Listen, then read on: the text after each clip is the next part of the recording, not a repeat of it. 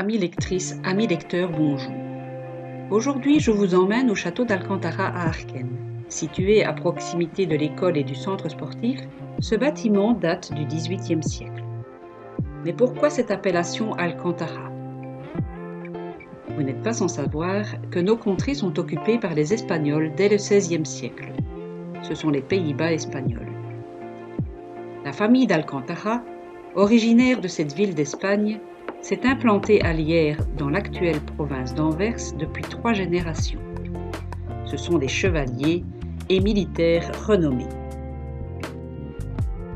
Ainsi, Joseph Bernard d'Alcantara a joué un rôle important à la bataille d'Almanza lors de la guerre de succession d'Espagne. Philippe V, roi d'Espagne, le nomme brigadier de cavalerie et première enseigne de ses gardes du corps. Il parvient ensuite au grade de brigadier général des armées. En 1710, Joseph Bernard, surnommé Ferdinand, épouse Suzanne de Bestenrad du château de la Roque-à-Feluy.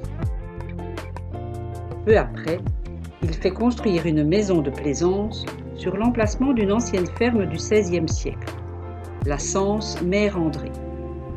Le couple a 3 enfants, dont un tué accidentellement par son frère d'un coup de pistolet.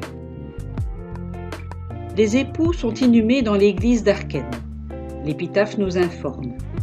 Ici gisent Joseph Bernard d'Alcantara, surnommé Ferdinand par le Saint-Sacrement de la Confirmation, brigadier des armées, enseigne des gardes du corps de Sa Majesté catholique, décédé le 31 de l'an 1722, et noble dame Suzanne de Bestenrad, sa femme, morte le 14 de l'an 1767.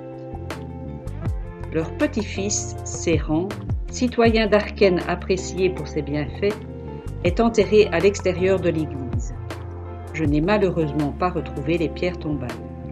En 1856, le château est occupé par René de Lalieu qui le revend en 1875 à la commune d'Arquenne. Cette année-là, l'école des filles s'y installe et y restera jusqu'en 1963, date à laquelle le groupe scolaire Georges Bowie est inauguré. Une partie du bâtiment sert dès lors de lieu de réunion, de conférences et de réfectoire pour les élèves. Et c'est aussi la résidence de l'institutrice en chef de l'école des filles. C'est en 1916, pour répondre au désir du comité de secours régional, qu'une bibliothèque populaire est créée et s'installe dans l'école des garçons. Elle est constituée de dons de diverses provenances. En tout, 574 ouvrages.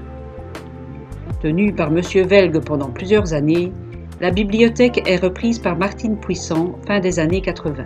Installée d'abord dans la tour du château et dans une première pièce, elle occupe fin des années 90 toute la superficie du bâtiment entièrement rénové. Très appréciée par les enfants de l'école toute proche, elle est un lieu de documentation et de découverte culturelle. Des lectures aux plus petits y sont régulièrement organisées et des activités en collaboration avec les enseignants sont ponctuellement proposées. 3 jours par semaine, les bibliothécaires sont heureux de vous y accueillir.